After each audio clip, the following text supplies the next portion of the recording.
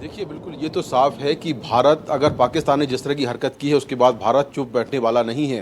रात से ही भारत ने लगातार हमले किए हैं पाकिस्तान पर और पाकिस्तान के कई शहरों में तबाही हुई है, ये भी जानकारी मिली है।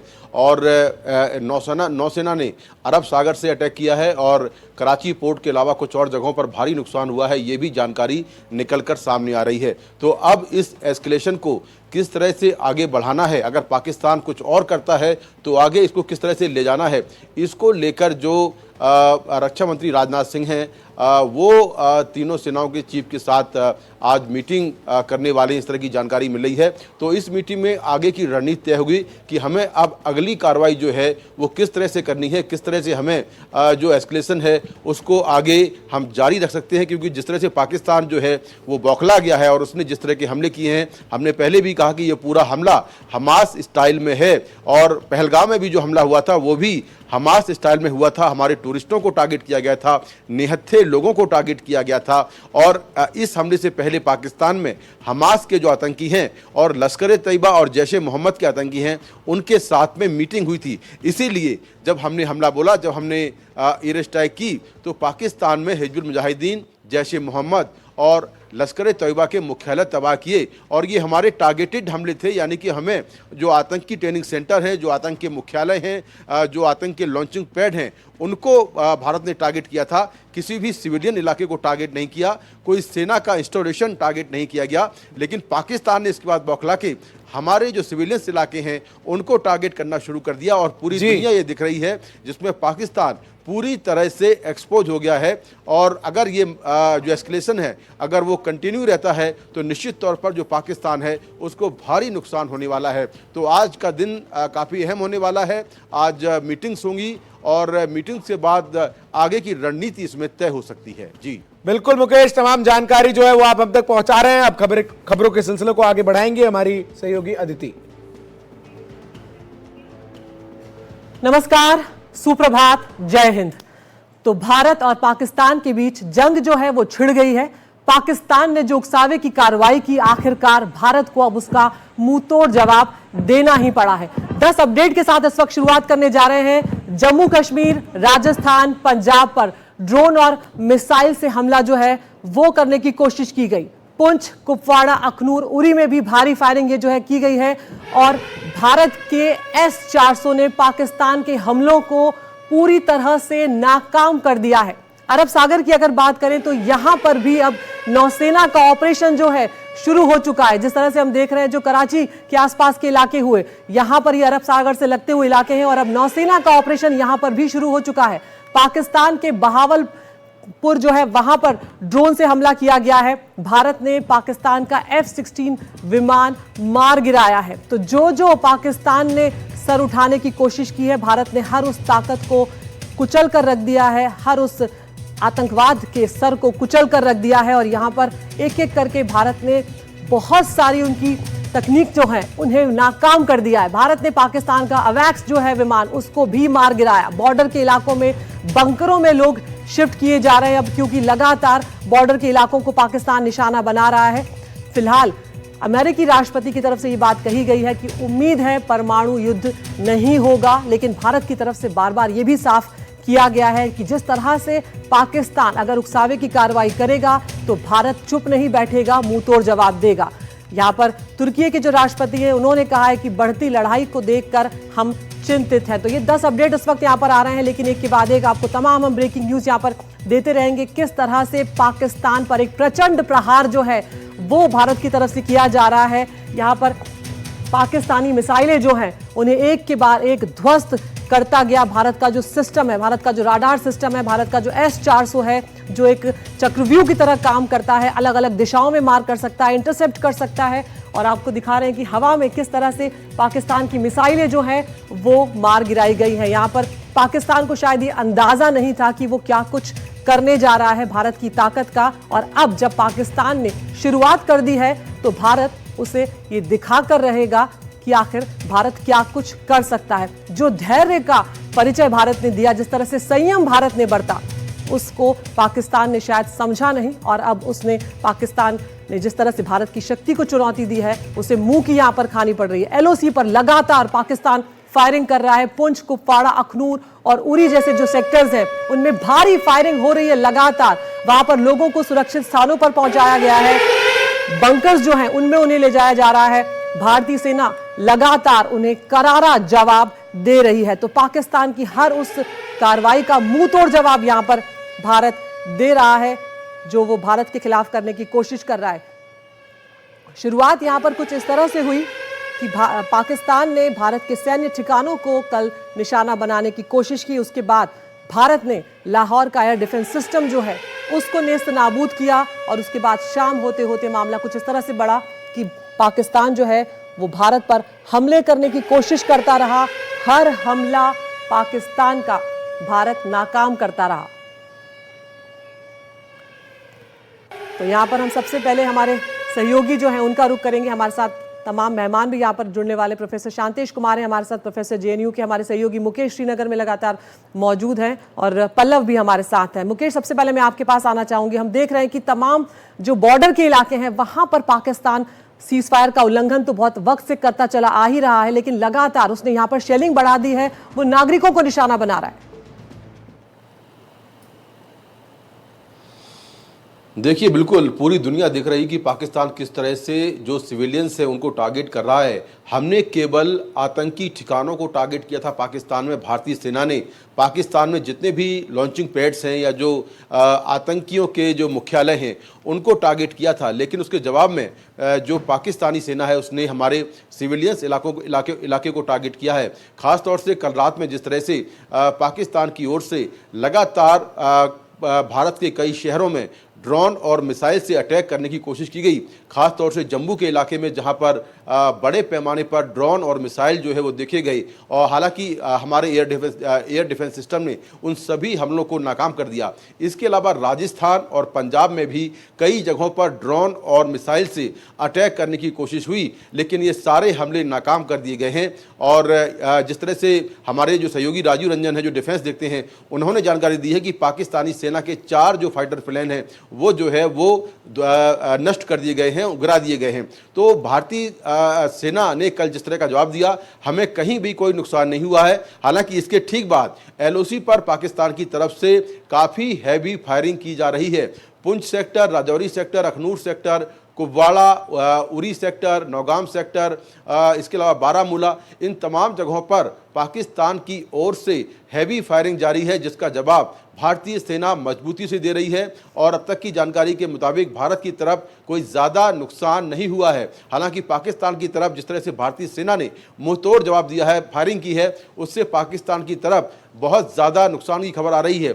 वहीं जो हमारी नेवी है, नेवी ने अरब सागर से पाकिस्तान पर हमला किया है। और इसके अलावा हमने जो जवाबी कार्रवाई की है पाकिस्तान पर, जिसमें भारतीय सेना की ओर से कई मिसाइल और जो ड्रोन्स हैं उनसे हमला किया गया है बीती रात जवाबी कार्रवाई में। उस कार्रवाई में पाकिस्तान के कई शहरों में तबाही हुई है और पाकिस्तान के कई शहरों में अफरा तफरी का माहौल वहां पर हो गया है। लोग कई शहर छोड़कर जा रहे हैं सेफर इलाकों में, ये भी जानकारी मिली है। कराची पोर्ट को भी नुकसान हुआ है, इस तरह की जानकारी भी निकलकर सामने आ रही है।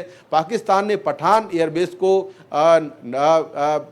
एयरबेस पर हमला करने की कोशिश की, वहां पर मिसाइल अटैक करने की कोशिश की, उस हमले को भी नाकाम कर दिया गया है। तो पाकिस्तान ने बीती रात जितने भी हमले किए उन सभी हमलों को भारतीय सेना ने नाकाम कर दिया है। लेकिन जब भारतीय सेना ने जवाबी कार्रवाई की तो पाकिस्तान में काफी ज्यादा नुकसान हुआ है और पाकिस्तान के कई शहर जो है निशाने पर आ गए हैं। पाकिस्तान जो है वो हिल गया। जिस तरह की कार्रवाई पाकिस्तान करने की कोशिश कर रहा था, जम्मू का सैन्य ठिकाना, पठानकोट का सैन्य ठिकाना, उधमपुर का सैन्य ठिकाना, इनको निशाना बनाने की जब कोशिश पाकिस्तान ने की, उसके बाद लाहौर और इस्लामाबाद तक को भारत ने यहां पर हिलाकर रख दिया है। तो यहां पर आपको एक मैप के जरिए भी हम दिखा रहे हैं कि कहां कहां पर हमले जो हैं वो नाकाम किए गए हैं। जम्मू की अगर हम बात करें, आपको दिखा रहे हैं जम्मू एयरपोर्ट, जम्मू यूनिवर्सिटी जो है वो, अखनूर, सांभा, उधमपुर, इन तमाम जगहों पर हमले करने की कोशिश पाकिस्तान ने की। एक जगह पर नहीं, कई जगहों पर पाकिस्तान ने यह कोशिश की है। और पंजाब की बात करें तो पठानकोट और जालंधर में वहां पर उसने हमले करने की कोशिश की, जिसे नाकाम कर दिया गया। वो तस्वीरें भी हम आपको दिखाएंगे किस तरह से S-400 जो है उसने पाकिस्तान से दागी गई जो मिसाइलें थी उन्हें पूरी तरह से नेस्तनाबूद कर दिया, हवा में ही उन्हें नाकाम कर दिया गया। राजस्थान में जैसलमेर एयरपोर्ट जो है उसे निशाना बनाने की कोशिश की गई पाकिस्तान की तरफ से, गुजरात की तरफ में भुज को निशाना बनाने की कोशिश की। और ये तमाम जगहों पर, ये 4 राज्यों की तस्वीरें जो हम आपको दिखा रहे हैं, यहां पर पाकिस्तान ने हमला करने की कोशिश की, निशाना बनाने की कोशिश की, जिन्हें भारत ने नाकाम कर दिया। एक के बाद एक तमाम ऐसे तकनीक्स भारत के पास हैं, ऐसी टेक्निक्स भारत के पास हैं जो पाकिस्तान जिनके आगे टिक नहीं पाया। और ये जो तस्वीरें हम आपको इस वक्त दिखा रहे हैं, आप समझ सकते हैं कि वहां पर क्या स्थिति जो हुई है। ये वो हम दिखा रहे हैं कि S-400 जो रूस से हमने लिया हुआ है वो कितना ताकतवर है, वो कितना शक्तिशाली है, किस तरह चौतरफा कार्रवाई करने में S-400 जो है वो सक्षम है। और ये जब मिसाइलें दागी गई, आप देख सकते हैं इसको, वहीं पर इन्हें इंटरसेप्ट कर दिया गया और आसमान में ही इन्हें नाकाम कर दिया गया। ये है भारत की ताकत। पाकिस्तान इस गलतफहमी में था शायद कि वो हमसे टक्कर ले पाएगा, हमसे वो लोहा ले पाएगा, लेकिन जब उसने ऐसी कोशिश की, नाकाम तो किया ही, लाहौर और इस्लामाबाद तक को भारत ने हिलाकर रख दिया है। तो ये S-400 की तस्वीरें आप देख रहे हैं और इसकी शक्ति का अंदाज़ा लगा सकते हैं कि हवा में ही पाकिस्तानी मिसाइलें जो हैं उन्हें मार गिराया गया है। तो लंबी दूरी की मिसाइल सिस्टम है। अगर S-400 के बारे में हम बात करें, यहाँ पर एंगेजमेंट राडार जो है वो इसके अंदर होता है, जिससे वो एंगेज कर लेता है दुश्मन के निशानों को, दुश्मन की मिसाइलों को, और उसके बाद उन्हें नेस्तनाबूद करता है। लॉन्ग रेंज का सर्विलांस राडार है, तो ये राडार में पकड़ भी लेता है कि कहाँ है, अगर अटैक करना हो तब भी और अटैक हो रहा हो तब भी। कमांड वाहन जो है उसमें वो भी इसमें लैस होता है, सक्षम होता है वो उसमें। और जो लॉन्चिंग वाहन होता है, लॉन्चिंग जो पैड होता है एक तरह से, वो भी इसमें है। तो ये S-400 जो है इस तरह से उसने नाकाम किया है। जमीन से हवा में मार करने की क्षमता है S-400 के भीतर। आपको इसकी शक्तियों के बारे में हम बता रहे हैं। बैलिस्टिक मिसाइल रोकने में भी S-400 सक्षम है। इसके अलावा स्टेल्थ विमानों को ट्रैक करने की क्षमता ये रखता है। और इस तरह से पाकिस्तान के विमान जो हैं, F-16 जैसे विमान जो हैं, जो उसने US से लिए हैं, वो भी हमने मार गिराए। नीचे उड़ान भर रहे विमानों पर भी S-400 की नज़र बनी रहती है। 300 निशानों पर एक साथ नज़र रखने में सक्षम है S-400। बहुत बड़ी ये बात है, ये ताकत दिखा रहा है आपको भारत की कि कितना आगे है भारत पाकिस्तान से सैन्य शक्ति के मामले में। 36 लक्ष्यों पर एक साथ ये टारगेट कर सकता है, एक साथ काम कर सकता है। राडार से एक साथ 4 की तरफ ये निगाह रख सकता है और इसीलिए इसे एक तरह से सुदर्शन चक्र की तरह कहा जाता है। इसे आप देख सकते हैं 40N6 मिसाइल से 400 किलोमीटर की रेंज जो है वो तक ये मार्क कर सकता है। अभी हमने दिखाया था ऑपरेशन सिंदूर के जरिए कि किस तरह से बहावलपुर तक जाके, जो कि लाहौर से बहुत ज़्यादा दूर नहीं है, वहाँ तक जाके हमारी मिसाइल जो है वो हमला करके आई थी और जैश का ठिकाना हमने मार गिराया था। तो इस तरह से जो 48N6 मिसाइल है वो 250 किलोमीटर की रेंज जो है वो कवर करती है। और ये बात हमारे यहाँ आए थे DRDO के पूर्व DG, उन्होंने कही भी थी कि अगर भारत ने अपनी पूरी शक्ति का इस्तेमाल कर लिया तो पाकिस्तान फिनिश हो जाएगा, पाकिस्तान खत्म हो जाएगा। कुछ ही मिनटों में कार्रवाई को ये तैयार कर ली जाती है, यानी कि बहुत ही कम इसका रिएक्शन टाइम होता है, तुरंत इसे तैयार किया जा सकता है, उसके बाद टारगेट पर को अटैक किया जा सकता है और एक्शन उसके बाद ये कुछ ही मिनटों में, कुछ ही सेकंड्स में ये एक्शन ले लेती है। तो S-400 जो है ये अपने आप में बहुत बड़ी ताकत है। हमारे साथ प्रोफेसर शांतेश कुमार सिंह हैं, प्रोफेसर JNU के। शांतेश कुमार सर, यहाँ पर आप इस वक्त क्या भांप पा रहे हैं स्थिति को, क्योंकि यहाँ पर भारत की तरफ से ये साफ तौर पर कहा गया था कि हमने नागरिकों को निशाना नहीं बनाया है, ऑपरेशन सिंदूर में सैन्य ठिकानों को निशाना नहीं बनाया है, लेकिन पाकिस्तान ने उसके बिल्कुल उलट किया, उसने नागरिकों को निशाना बनाया, भारत के कई शहरों पर, सैन्य ठिकानों पर हमला करने की कोशिश की है। आप किधर बढ़ती हुई देख रहे हैं स्थिति अब? देखिए, अब दृष्टिकोण का मुझे लगता है डिफरेंस है। बहुत महत्वपूर्ण बात आपने पूछा है। आप देखिए, उनके लिए जो आतंकवादी हैं वही सिविलियन है, मेरा मानना है, क्योंकि उनके पूरे सिस्टम के पार्ट हैं वो। मैं वही बात भी थोड़ी देर पहले आपके चैनल पे बोल रहा था कि आप देखेंगे वहां आर्मी जिस तरह से ट्रेन करती है, प्रोटेक्ट करती है, इसका सबसे बड़ा जीवंत उदाहरण हमें भी देखने को मिला जो हमने 9 टारगेट पे हमले किए भारत ने। रिस्पांस में, पहलगाम आतंकवादी हमले के रिस्पांस में टारगेटेड था, लक्ष्य पे एकदम फोकस्ड था और उसका उद्देश्य था हमें न्यूट्रलाइज करना था आतंकवादियों को। लेकिन उसके बाद के घटनाक्रम अगर आप ध्यान देंगी तो दिखेगा कि वहां की सेना, वहां की सरकार उनके जनाजे में शामिल हो रही है। तो बड़ी आश्चर्य की बात है कि आतंकवादियों के पीछे सरकार इस तरह से ओपनली खड़ी हो रही है। ग्लोबल प्लेटफॉर्म पे लोग देख रहे हैं, दुनिया के तमाम देश, चाहे अमेरिका है, यूरोप है, जापान है, तमाम देश सरप्राइज्ड हैं कि जो अब पाकिस्तान बार बार कहता है कि अपने धरती पर हम आतंकवादियों को बढ़ावा नहीं दे रहे हैं, हम तो बार बार एक्शन ले रहे हैं।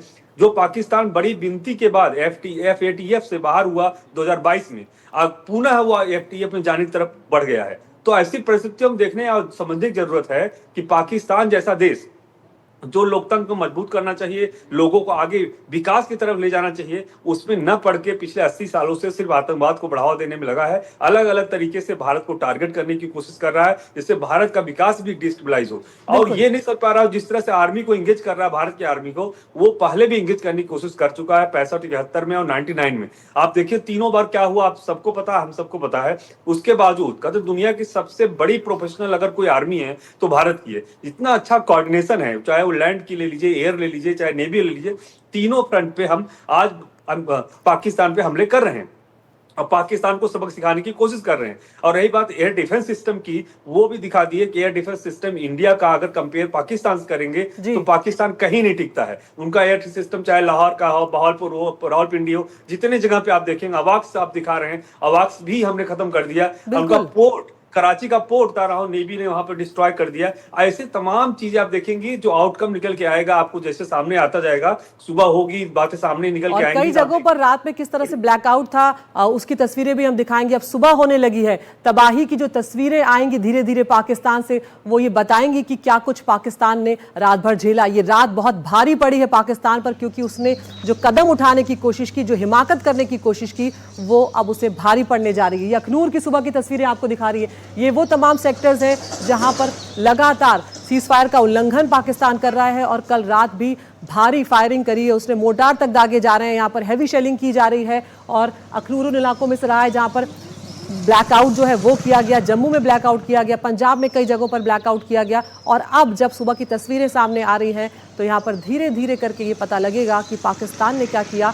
और जब पाकिस्तान की तस्वीरें आएंगी तो तबाही का वो मंजर देखने को मिलेगा कि किस तरह से लाहौर, इस्लामाबाद तक जाकर भारत ने उनके पूरे सिस्टम को हिला कर रख दिया। पल्लव हमारे सहयोगी हमारे साथ यहाँ पर बने हुए हैं।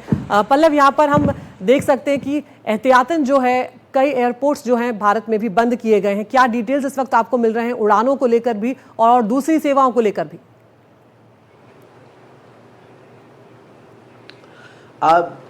देखिए करीब 27 एयरपोर्ट्स हैं जिनको बंद किया गया है, जिसमें जो है हिमाचल प्रदेश के, गुजरात के और जम्मू कश्मीर के, पंजाब के, राजस्थान के, ऐसे तमाम करीब जो है 27 एयरपोर्ट है। इसमें उत्तर प्रदेश का जो हिंडन एयरपोर्ट है वो भी शामिल है। तो करीब 27 एयरपोर्ट को जो है बंद किया गया है। और करीब जो है कल ही जो है bureau of civil aviation of security ने जो है एक गाइडलाइन जारी की है। इस गाइडलाइन में ये कहा गया है कि जो तमाम एयरपोर्ट्स हैं उनकी जो है सुरक्षा को बढ़ाया जाए, क्योंकि जिस प्रकार से हम देख रहे हैं दोनों देशों के बीच में हवाई हमले किए जा रहे हैं, ऐसे में ये गाइडलाइन जारी की गई। उसमें ये कहा गया है कि जो अब यात्री या एयरपोर्ट पर पहुंच रहे हैं उनकी जो है सुरक्षा जांच का जो दायरा है उसको बढ़ा दिया जाए। यानी जो पहले एक लेयर में सुरक्षा जांच होती थी उसको अब 2 से 3 लेयर में, सेकेंडरी लेयर में भी सुरक्षा उनकी जाँच की जाए। इसके अलावा ये कहा गया है कि जो टर्मिनल्स बिल्डिंग्स हैं उसमें भी जो है जो विजिटर्स हैं उनको प्रतिबंधित कर दिया गया, उनको यानी बैन कर दिया गया है। यानी जब पूरी सुरक्षा जांच हो जाएगी उसके बाद ही जो है लोगों को वहां पे जाने की अनुमति दी जाएगी। इसके अलावा ये भी कहा गया है कि जो एयरपोर्ट एयरफोर्स के द्वारा संचालित होते हैं वहां से जो सिविल एयरक्राफ्ट जा रहे हैं उसमें यह कहा गया कि वो क्रू मेंबर खास तौर पे ये ध्यान दें कि जब फ्लाइट टेक ऑफ और लैंडिंग करे तो उस दौरान कोई भी जो यात्री हैं वो उसका फोटो या वीडियो न ले और न ही उसको शेयर करें। साथ ही ये भी कहा गया कि तमाम एयरलाइंस पर अब मार्शल की भी तैनाती की जाएगी, क्योंकि जिस प्रकार से दोनों देशों के बीच में जो है तनाव बढ़ रहा है, जिस प्रकार से लगातार जो है गतिविधियां संचालित हो रही है, ऐसे में एयरपोर्ट्स को का जो है वो खासा अहम हो जाता है। क्योंकि हमने देखा है कि तमाम एयरपोर्ट्स को भी जो है निशाना बनाने की कोशिश की गई है। ऐसे में 27 एयरपोर्ट्स को जो है बंद कर दिया गया है और जो है और ये कहा गया है कि एयरलाइंस को भी गाइडलाइन जारी की गई है। ऐसे में तमाम एयरलाइंस ने ये गाइडलाइन जारी की कि यात्री जो है अपनी फ्लाइट्स का स्टेटस देखकर ही यात्रा करें। करीब डोमेस्टिक और इंटरनेशनल मिला के बात करें तो करीब 430 फ्लाइट्स को जो है कैंसिल कर दिया गया है और ये जो स्थिति है वो 10 मई तक जो है जारी रहेगी। इसमें कई फ्लाइट जो है वो इंटरनेशनल फ्लाइट्स भी हैं जो दूसरे देशों से भारत आती हैं। तो ऐसे में करीब 400 से अधिक, करीब 430 जो हमारे पास जानकारी उसके मुताबिक 430 जो फ्लाइट्स है उसको कैंसिल कर दिया गया है। इसके अलावा जो है अगर हम रेलवेज की भी बात करें तो करीब जो चाहे दिल्ली का हो या फिर अंबाला हो, फिरोजपुर, जम्मू डिवीजन हो, वहां पर भी जो तमाम स्टेशन है उसकी सुरक्षा बढ़ा दी गई है और वहां पे कंट्रोल रूम में लगातार एक चीज की मॉनिटरिंग की जा रही है। रेलवे के तमाम अधिकारी जो है राज्य सरकार के अधिकारियों के संपर्क में है और एक एक चीज की निगरानी, एक एक चीज जो संचालित हो रहा है वो उनकी निर्देश पर संचालित हो रहा है। ऐसे में ये भी अनुमान है कि जो जम्मू जाने वाली ट्रेन है वो भी शायद जो बिल्कुल पल्लव, ये बातें इसलिए भी हमारे दर्शकों को बताना जरूरी है क्योंकि जब जंग जैसी बातें दर्शकों के सामने आती है, इस तरह की तस्वीरें जब भारत के सामने आती हैं तो तमाम वो लोग कहीं ना कहीं घबराहट में होते हैं कि आखिर हो क्या रहा है। तो यहाँ पर एक ये आश्वासन, ये एश्योरेंस भी देना जरूरी है कि मामला पूरी तरह से भारत के कंट्रोल में है। भारतीय सेनाएं माकूल जवाब दे रही हैं पाकिस्तान का और बहुत ही जल्द ये स्थिति जो है वो बेहतर भी हो जाएगी और तमाम जगहों पर सुरक्षा का खास ख्याल हमारी सेनाएं, हमारा प्रशासन, हमारी पुलिस सभी लोग रख रहे हैं। सभी सैनिकों की, अर्धसैनिक बलों की सबकी छुट्टियां रद्द कर दी गई हैं और सब ड्यूटी पर तैनात हैं सिर्फ इसलिए कि हमारा देश सुरक्षित रहे। पल्लव आएंगे आपके पास, अब बने रहिए। मुकेश भी हमारे साथ बने हुए श्रीनगर से लगातार। किस तरह से आतंकियों को पनाह देने वाला पाकिस्तान अब 3 तरफ से घिरता हुआ नजर आ रहा है। एक और बलूचिस्तान में आजादी की मांग जो है वो तेज हो गई है। बलूच लेखक मीर यार जो हैं उन्होंने ये कहा है कि हमने बलूचिस्तान की आज़ादी का ऐलान कर दिया। हम जानते हैं कि बलूच का लंबा इतिहास रहा है यहाँ पर पाकिस्तान के खिलाफ संघर्ष का, तो यहाँ पर आज़ादी की मांग जो है बलूच की तरफ से वो तेज़ कर दी गई है। साथ ही यूनाइटेड नेशन से भी हमें देश के तौर पर मान्यता देने की मांग की गई है, ये उन्होंने जानकारी दी। दूसरी ओर पाकिस्तान में जो इमरान खान के समर्थक हैं उन्होंने अब विरोध प्रदर्शन शुरू कर दिया है। बड़ी संख्या में इमरान खान के समर्थक जो हैं वो सड़कों पर निकल आए हैं। आप तस्वीरें देख रहे हैं, बाइक्स पे, गाड़ियों में वो सड़कों पर निकल आए हैं और जो मौजूदा हालात हैं उसके चलते अब वो इमरान खान की रिहाई की मांग यहाँ पर कर रहे हैं और पाकिस्तान के कई शहरों में हमले हुए हैं। यहाँ पर बहावलपुर जो है वहाँ पर भी ड्रोन हमला हुआ है। कई शहर जो हैं वो भारत की मिसाइलों की जद में आए हैं। बहावल नगर डिग्री कॉलेज के पास जो हमला हुआ उसके बाद लोग अपने घरों से बाहर निकलते हुए नजर आए हैं। अफरा तफरी का माहौल यहाँ पर देखा गया है। तो पाकिस्तान ने शुरुआत की थी यहाँ पर, उसके बाद अब यहाँ पर पाकिस्तान को भुगतना पड़ेगा क्योंकि उसने भारत को छेड़ने की यहाँ पर कोशिश की है।